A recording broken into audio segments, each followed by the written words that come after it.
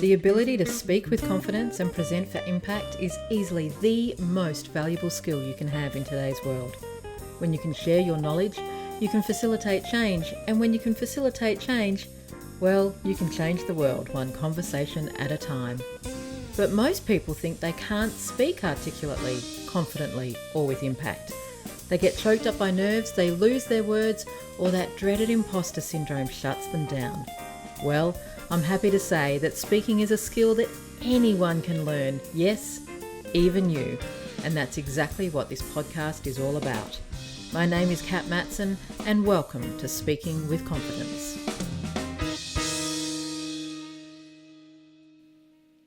Well, hello, and welcome to another episode of Speaking with Confidence with Kat Matson. Yes, I am Kat, and it's lovely to have you here today. How are you? I really do like to ask at the start of every episode, how are you? I hope your day, your week, your month is going beautifully, and that this episode, wherever you're tuning in from, will provide you with a little bit of reflection on how you can bring more of yourself to the world. The Speaking with Confidence podcast interviews, which is about what we're going to have today, the interview conversations are all designed to share different people's stories and perspectives of how they show up in the world. So if you're a relatively new listener and you're thinking, why does Kat have these random or seemingly random guests? It's because for me, one of the reasons why I am so passionate about helping people to speak with greater confidence is so we can have more diverse voices, meaningfully and confidently contributing to the conversations that matter. And part of that is people showing up in the world as themselves.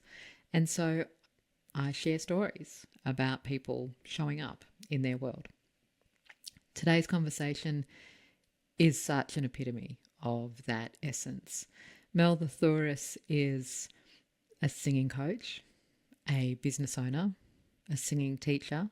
She has a media and comms past in the public sector, and she's a bit woo. She's my kind of woo, you know. She's into energy and Louise Hay and healing our past stuff so we can strip back the things that we've used to protect ourselves and to step forward into bringing more of ourselves into the world.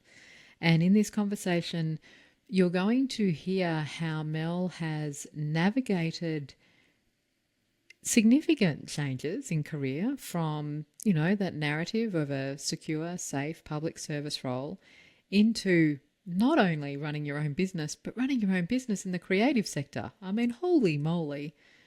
And as you can see, she's loving it.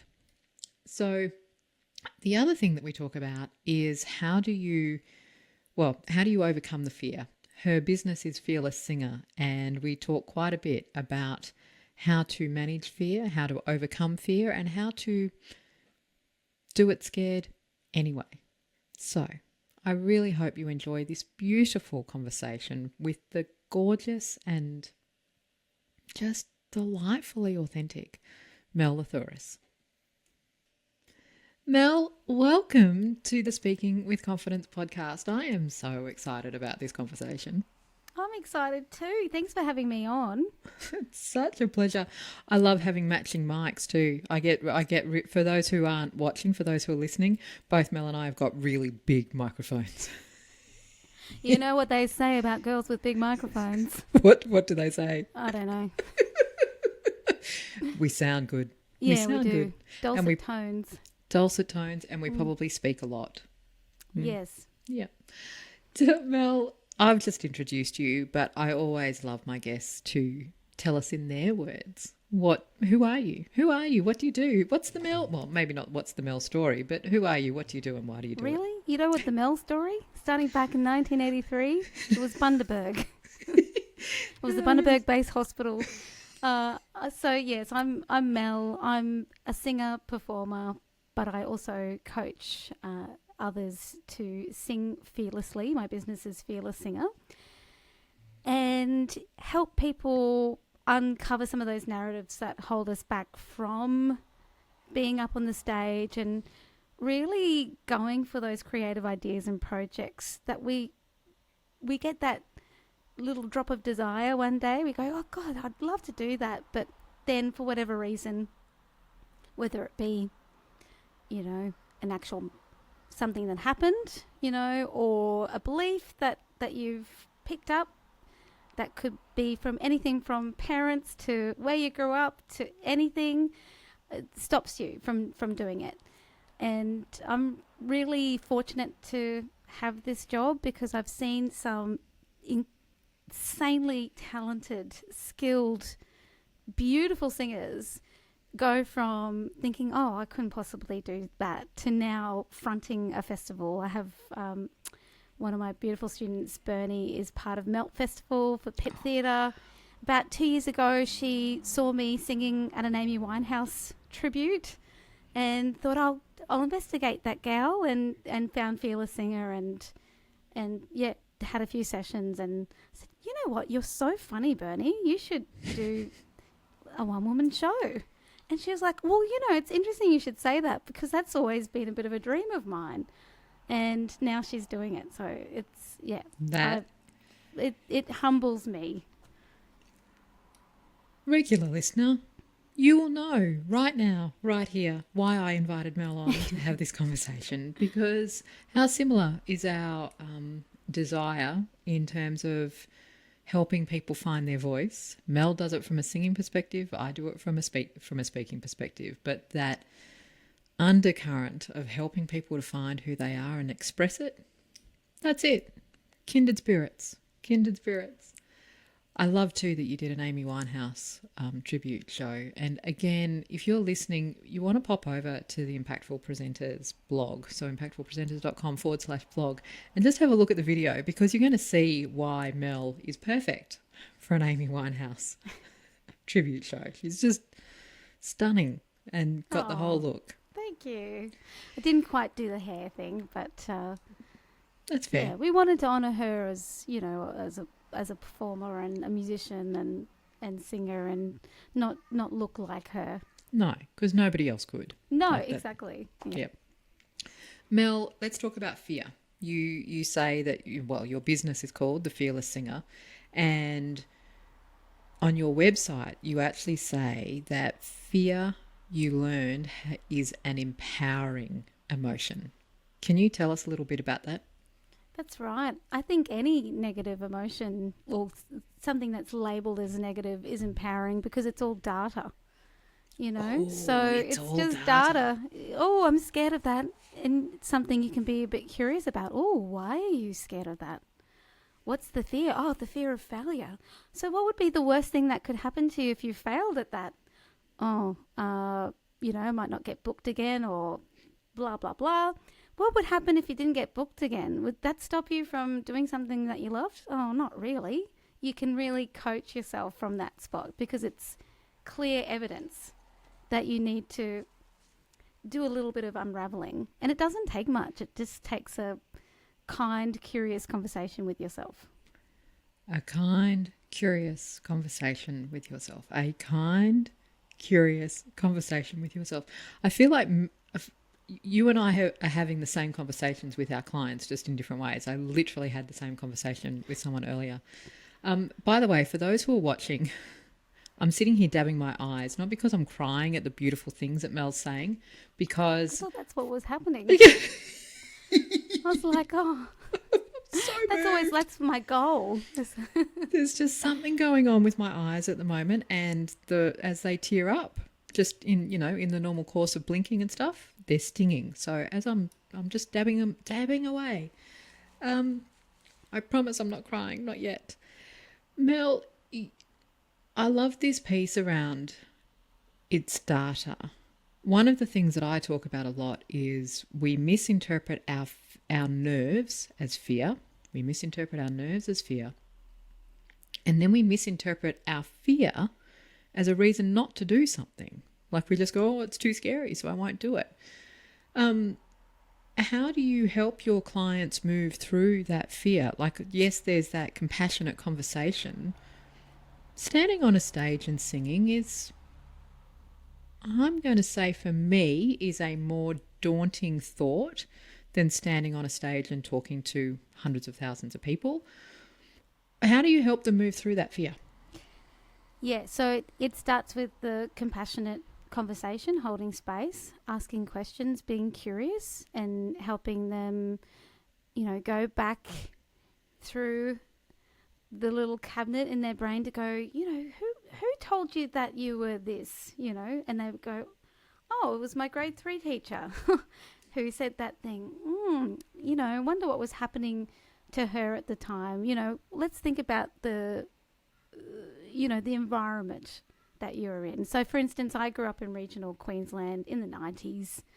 And so there was a little bit of if you got a bit too big for your boots, it's like, who do you think you are? Well, let's bring you down, a few pegs or two. And that was just the time. It was the climate, So then you can help your client then get a little bit of, still doesn't excuse that behavior, but you can get a little bit of understanding and compassion and context.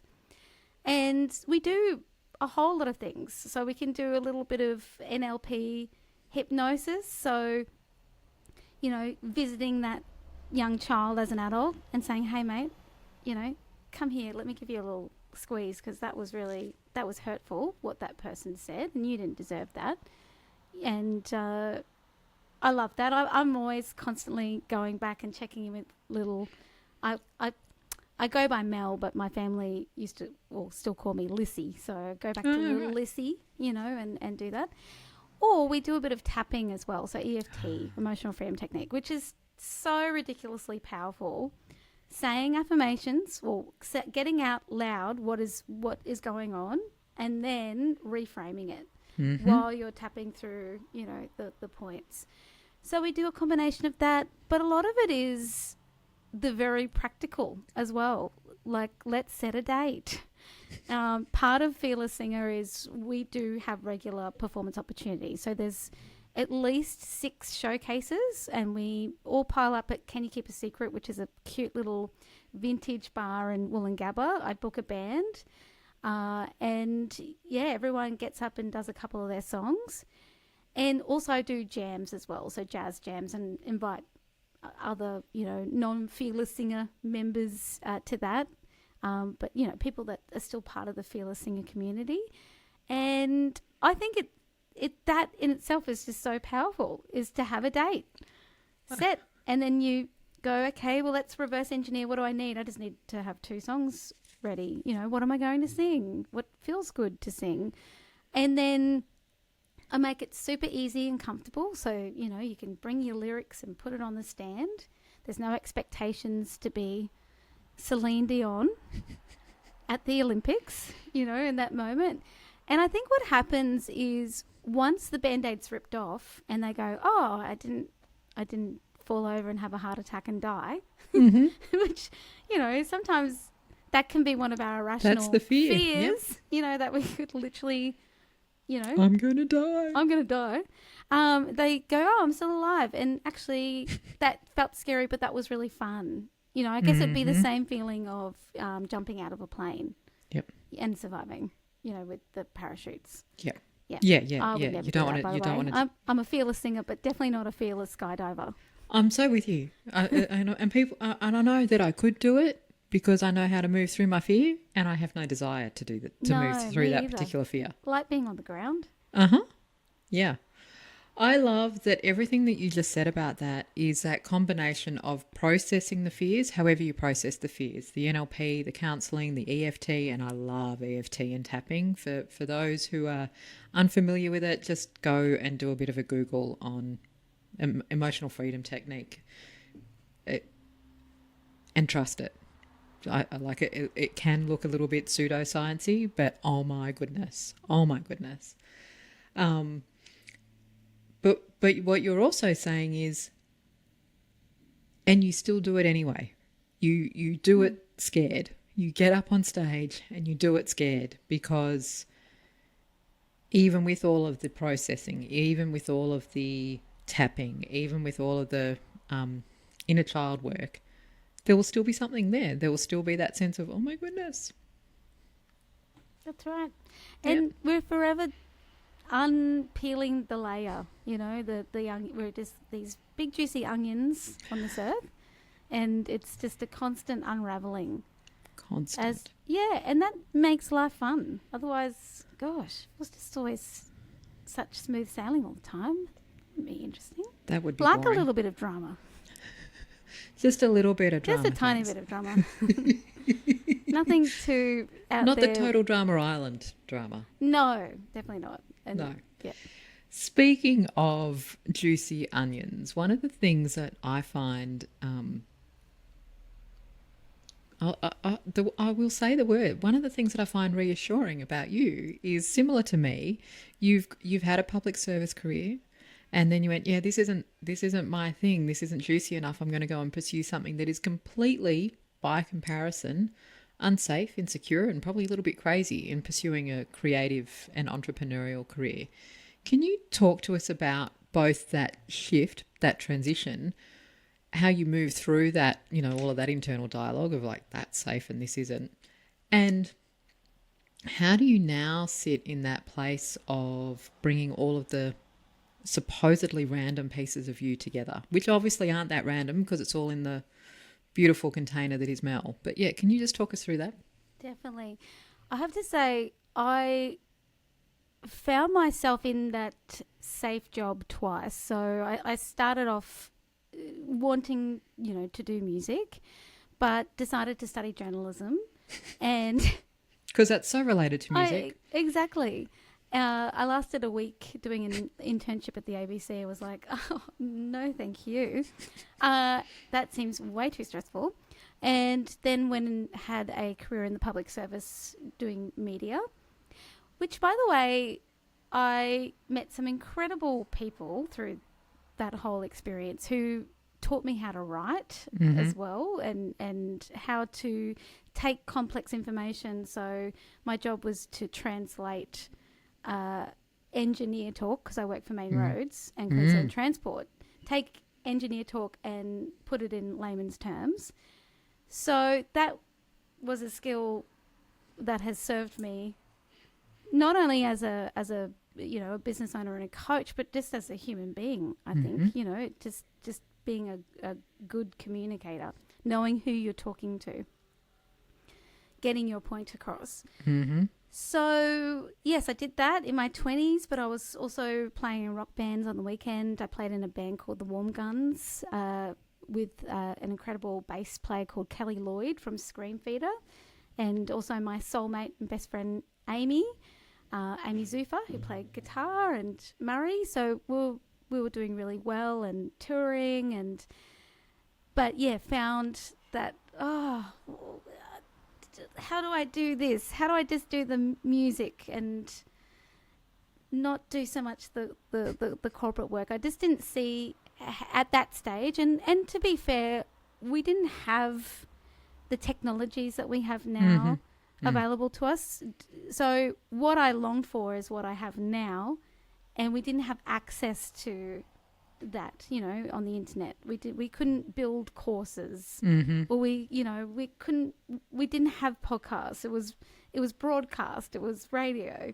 So I sailed through and kept working in the government, feeling very, very unhappy. And I don't mean to be disrespectful, but my experience was that I seemed to kind of rise the ranks, the AO5, AO6, AO7, and I was like, I'm really not doing any more work. What's happening?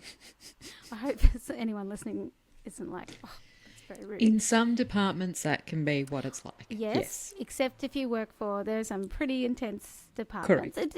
It really depends on the job and what you're doing. And Yep. But that was my experience in this instance. And so I got very bored, and I would look out longingly at George Street. The sun would be out, and I'd be in my little, the 1980s corporate building, feeling very Sir Joe-like. Sir Joe, it was the premier of one of our best-known premiers for those who haven't grown up in Queensland, Sir Joe Bjelke-Petersen. Yeah, very big. He was a 80s. character. He would have probably built this building. It had that kind of 80s corporate vibe to it. And, so luckily I decided, well, you know what I'm going to do? I'm just going to, I had some money saved. I'm just going to throw it all away. I'm going to go overseas. I'm going to go to London and I'll start my music career over there. And of course, because at that stage I hadn't really yet been brought to the world of healing. I just took my same life and just transplanted it over there. So I did the exact same thing. And exactly. But I still played in rock bands, which was really exciting and funny. Funny because, I was playing in a punk band and, this little corporate gal in a really edgy band. That's very cute. I like it. Yeah. And then had a little trip over to China on the way back to Australia and then thought to myself, had a bit of an awakening over there going, something has to change because and the common denominator here is you. It's not that you're just finding this stuff is just happening to you. You're creating this. At that stage, I had discovered Louise Hay, so so that was a good thing. And so I came home, and at that stage, I think because my mum at that time she could see that I was very unhappy, that I wasn't pursuing what I loved, and said she supported me. And I think I needed that little bit of validation or permission, at that stage, especially from my mum. My mum's my all. And she said, you don't have any kids, you don't have a mortgage, you should just go for it. So I did. I went and studied music when I got back from overseas. And that's epic. Yeah, and the rest is history until I finished my master's in music and jazz studies. And I thought, I really need to do that 1 year of education. The grad dip of education, it's, you need that as a backup. And it's the safe, secure. It's the safe, secure, even though I'd also experienced in the government that, nothing was safe over there. You can lose your job like that. So there was no security there. It was all smoke and mirrors. And so I did that and nearly killed myself. It was like burnout central, trying to, I was coaching, doing the singing, teaching and gigging, and also studying and doing prac. And, as you know, with prac for education, no one gets paid for the, the 12 weeks that you're out working pretty much full time. And did that and thought, okay, you know what, I'm gonna give teaching a go, because like just craving that regular income and look, to be honest, I have to say I love teaching. I love classroom teaching, and I found my way back into a school, but 1 day a week as the choral mistress. I have 2 choirs and little vocal ensembles, and I love it because I really enjoy working with our young humans. I just think they're amazing, and I honestly believe, a lot of people are pretty down on the youths, but I see them for what they are. They're going to save us because a lot of them are completely just so intelligent and so way more emotionally mature than what I was at that age as well. Couldn't agree more. I think they're amazing, and I'm glad I'm back in that capacity. However, with teaching as a high school teacher, and also I was silly because I was also had my business. I couldn't give Fearless Sing away because it's its own beautiful beast. So I was burning out a little bit. And it's not that, like, I could teach anything at any time. I've got so much energy for that, but it was all the other stuff. It's the admin. It's the... You're the focus point of so many, stakeholders, the parents, the admin, and so I was just feeling the pressure of that. I got very unwell as well in the process. And finally, it was around COVID time that I went, you know what? This isn't a safe, secure job because I'm literally going to drop dead. And I'll be very pissed off with the universe. And it's interesting, isn't it, how we tap into those narratives that government work, paid public service work, a corporate role is secure, is better for us, is safe. And it's not necessarily. Don't get me wrong. Like we all need to choose our own paths. And I created a business while I was working in the public sector, and still consult back to the public sector. It's not an either or conversation, but finding that unique combination for each of us, I think, is so very important. And it's not binary. Like no. It's not mutually exclusive. You can have a melting pot. Absolutely. And I know some incredible teachers, and it's their career and their passion, and they will, stick at it for the long haul. And they love it. They love that little bit of pressure, But I think, again, it comes back to that desire that's within you. Yeah, couldn't agree more. So I always found it didn't matter where I went, and I always loved whoever I worked with, my colleagues, but I always felt like I was a bit of a fish out of water. I never felt I really fit in to those spaces. And yeah, it was around COVID that I went, well, this is actually an opportunity to now just really double down on you build your own community and you attract your people. And and I'll go as far as saying it's not just my people, we're our people. We've all found ourselves. It's like, I believe we travel in little soul pods. Oh. And I say little, but they could be quite expansive. And I do feel like if you start putting the cooey out, and I'm referring to marketing, getting onto your socials and saying, hey, this is who I am. This is what I love to do. This is how I love to help people, and you talk about that authentically and you create some lovely products around that as well. You'll find your people. They'll come to you.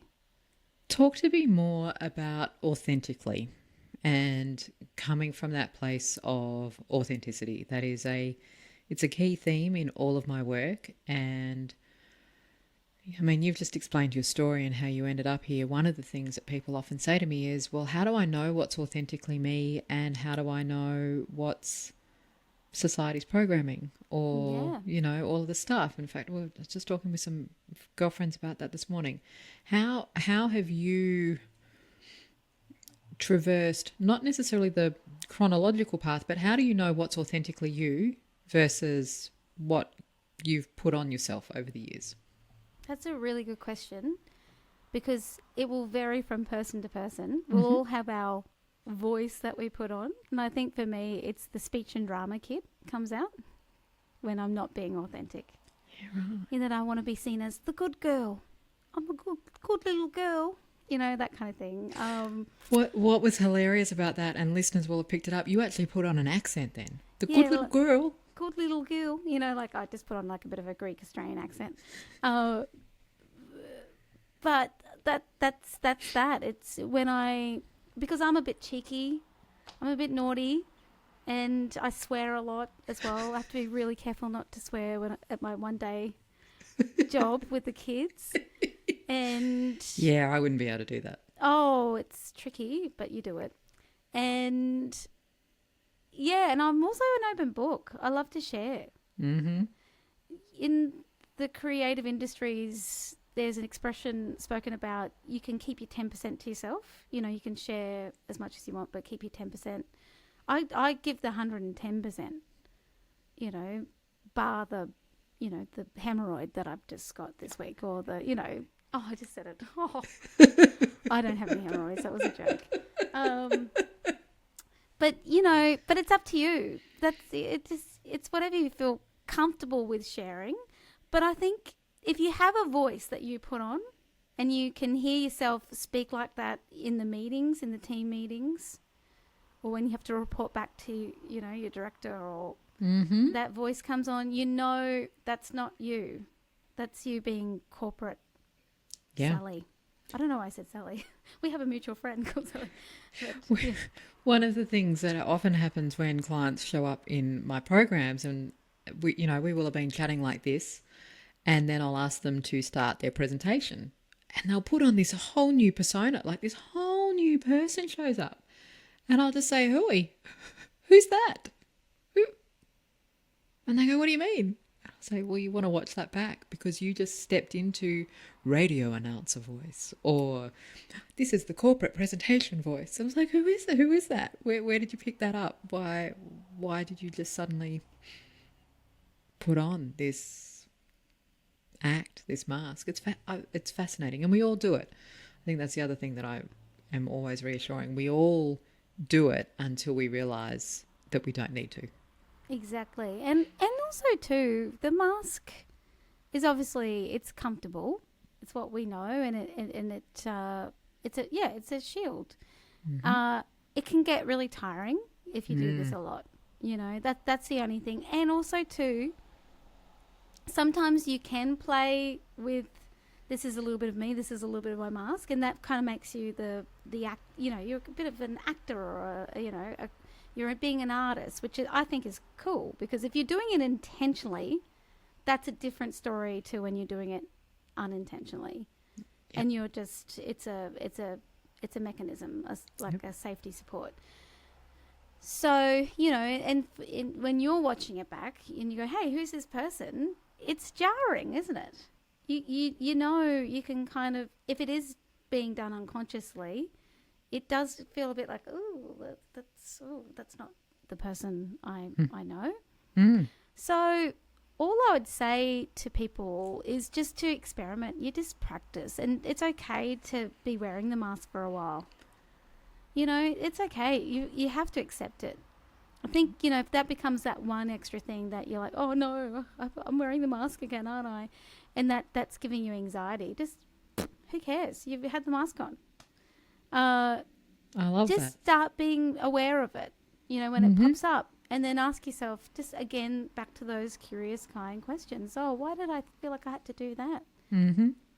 Oh, my boss actually reminds me of my dad, or my old school principal I was always in trouble. Do you know what I mean? And that's the other thing too. We just don't know what those triggers are until we start to do a little bit of investigating. Yep. I love that. Yeah. Why do you feel the need to be something more than what you are? Because, we know we're all enough as we are. All enough. We are all enough. I feel like I could say that 1 billion times and it still wouldn't be enough. We are all enough. Yep. Mel, I could talk forever with you. However, I'm not sure that our listeners would care for that conversation. So as we wrap up, you're also a public speaker, and it doesn't surprise me, of course, that singing and creative and arts and drama and it would all come forward. What's your top speaking tip for people who get nervous?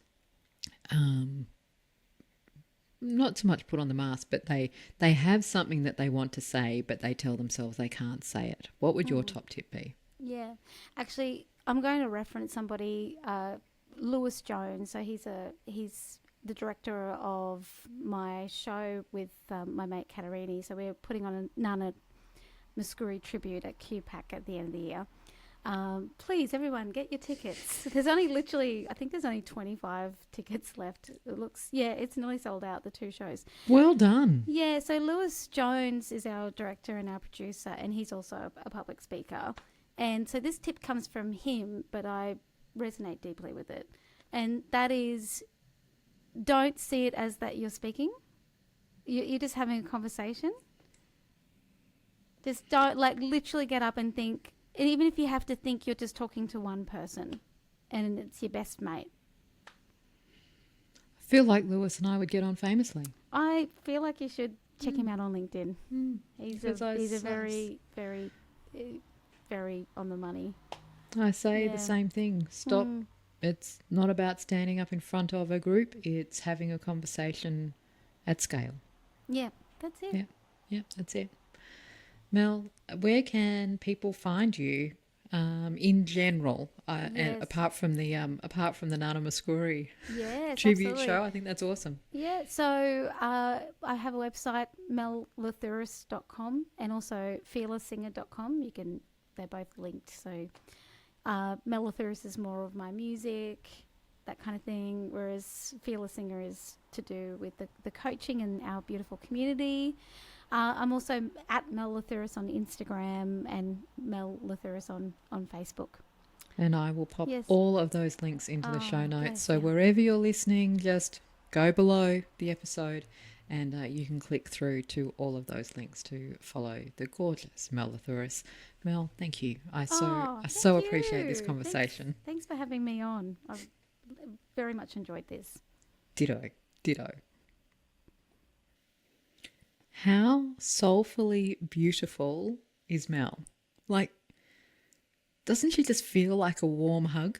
I love talking with her, and I love how light, and almost fairy-like that conversation feels, with such a grounded sense of, well, that's reality, like we're human, and this is just part of the human experience. I in particular want to just remind you of the conversation that Mel and I had about fear, about you process the fear and you meet that fear with compassion and with understanding, and you have a conversation with it. And that fear is data. Fear is data. And you can deal with the data. You can look at the data. You can ask yourself, well, what is that really about? And then sometimes you just do it scared anyway. So whether it's singing or whether it's speaking, do it scared anyway.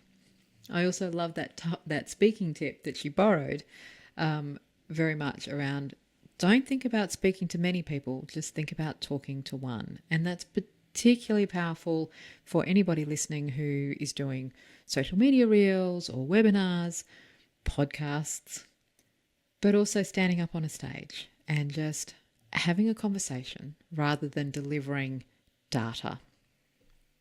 I could go on for ages, but I won't, because it has been a juicy interview. So below, wherever you're listening, you can see and click through on all of Mel's links, as she mentioned, mellathouras.com, fearlesssinger.com, and her Instagram handle. If you would like to stop rambling, and if you're not already on my newsletter list, which I gotta say is a pretty good newsletter list to be on, you want to head over to impactfulpresenters.com. That's impactfulpresenters.com, and scroll down to sign up for my newsletter, Speaker's Notes. It's full of juicy, real life, working out loud stories, musings, and tips. And when you sign up, you'll also get my ebook, How to Stop Rambling. So head to impactfulpresenters.com to do that. That's it for another episode. Thank you so much for joining me. And in the meantime, until I see you again, here's to confidence and here's to impact. I'll see you really soon.